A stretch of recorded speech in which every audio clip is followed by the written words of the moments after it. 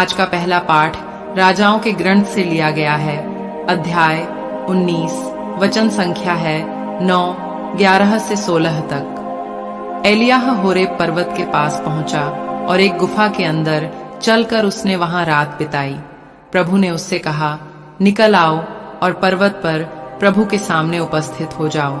तब प्रभु उसके सामने से होकर आगे बढ़ा। प्रभु के आगे आगे एक प्रचंड आंधी चली, पहाड़ फट गए और चट्टानें टूट गईं, किंतु प्रभु आंधी में नहीं था। आंधी के बाद भूकंप हुआ, किंतु प्रभु भूकंप में नहीं था। भूकंप के बाद अग्नि दिखाई पड़ी, किंतु प्रभु अग्नि में नहीं था। अग्नि के बाद मंद समीर की सरसराहट सुनाई पड़ी। एलियाह ने यह सुनकर अपना मुंह चादर से ढक लिया और वह बाहर निकलकर गुफा के द्वार पर खड़ा हो गया। तब उसे एक वाणी यह कहते हुए सुनाई पड़ी, एलियाह, तुम यहाँ क्या कर रहे हो?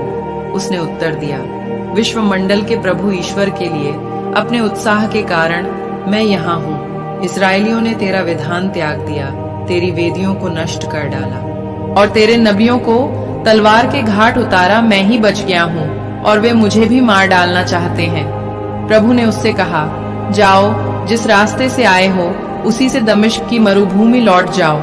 वहां पहुंचकर हजायत का आराम के राजा के रूप में और निमशी के पुत्र येहू को इजराइल के राजा के रूप में अभिषेक करो। इसके बाद आबेल महोला के निवासी शफाट के पुत्र एलीशा का अभिषेक करो, जिससे वह तुम्हारे स्थान में नबी हो। यह प्रभु की वाणी है। आज का सुसमाचार संत मत्ती के पत्र से लिया गया है। अध्याय 5, वचन संख्या है 27 से 32 तक। तुम लोगों ने सुना है कि कहा गया है, व्यभिचार मत करो। परंतु मैं तुमसे कहता हूं, जो बुरी इच्छा से किसी स्त्री पर दृष्टि डालता है, वह अपने मन में उसके साथ व्यभिचार कर चुका है। यदि तुम्हारी दाहिनी आंख तुम्हारे लिए पाप का कारण बनती है, जो उसे निकालकर फेंक दो। अच्छा यही है कि तुम्हारे अंगों में से एक नष्ट हो जाए, किंतु तुम्हारा सारा शरीर नरक में न डाला जाए। और यदि तुम्हारा दाहिना हाथ तुम्हारे लिए पाप का कारण बनता है, तो उसे काट कर फेंक दो। अच्छा यही है कि तुम्हारे अंगों में से एक नष्ट हो जाए, किंतु तुम्हारा सारा शरीर नरक में न जाए। यह भी कहा गया है, जो अपनी पत्नी का परित्याग करता है, वह उसे त्याग पत्र दे दे। परंतु मैं तुमसे कहता हूं, व्यभिचार को छोड़ किसी अन्य कारण से जो अपनी पत्नी का परित्याग करता है, वह उससे व्यभिचार कराता है, और जो परित्यक्ता से विवाह करता है, वह व्यभिचार करता है। यह प्रभु का पवित्र सुसमाचार है। मनन चिंतन। आज के धर्म ग्रंथ पाठ में हम देखते हैं कि यीशु व्यभिचार के विरुद्ध आज्ञा की समझ को कैसे परिपूर्ण करते हैं। निर्गमन ग्रंथ में कहा गया है, व्यभिचार मत करो।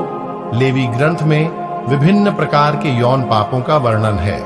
पुराने नियम के कानूनों को पापों के वास्तविक कृत्यों पर लागू होते समझा जाता था, लेकिन यीशु अपने शिष्यों को यह सिखाते हैं कि वे उससे आगे जाएं। मनुष्य के विचारों और भावनाओं की जांच करें, जो पवित्र होने चाहिए।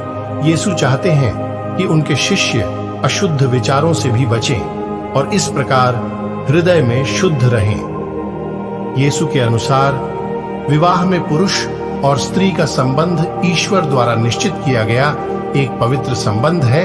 ऐसे दिव्य और पवित्र संबंध का कोई भी विचलन पापपूर्ण है और विचारों में भी बचने योग्य है। यीशु हमेशा आंतरिक शुद्धता पर जोर देते हैं। उनके अनुसार किसी स्त्री को बुरी इच्छा से देखना उस स्त्री के साथ व्यभिचार करने के बराबर है। मेरे प्यारे विश्वासी भाई बहनों, आज के वचन में हम सुनते हैं व्यभिचार के बारे में। अगर हमारा शरीर व्यभिचार करता है तो बड़ा पाप है। हमारी आंख अगर व्यभिचार करता है तो उसे भी निकाल दो। हम सभी को पाप से दूर रहना है और पवित्र जीवन जीना है। आइए हम सभी आज के वचन पर मनन चिंतन करें। आप सभी को परमेश्वर आशीष तथा शांति प्रदान करे। आमेन। प्रार्थना। हे पिता ईश्वर, हम सभी आज अपने सभी पापों के लिए आपसे क्षमा मांगते हैं। पिता सभी ने कई तरह पाप किए हैं। पिता, हमारे सभी पापों को क्षमा करने की कृपा कर और हम सभी को आशीष प्रदान कर, ताकि हम पापों से दूर रख सके। मैं आपसे प्रार्थना करता हूं। आमीन। आइए हम सभी प्रभु यीशु के आगमन की घोषणा करें। हे प्रभु, हम तेरी मृत्यु और पुनरुत्थान की घोषणा तेरे आगमन तक करते रहेंगे। आमीन।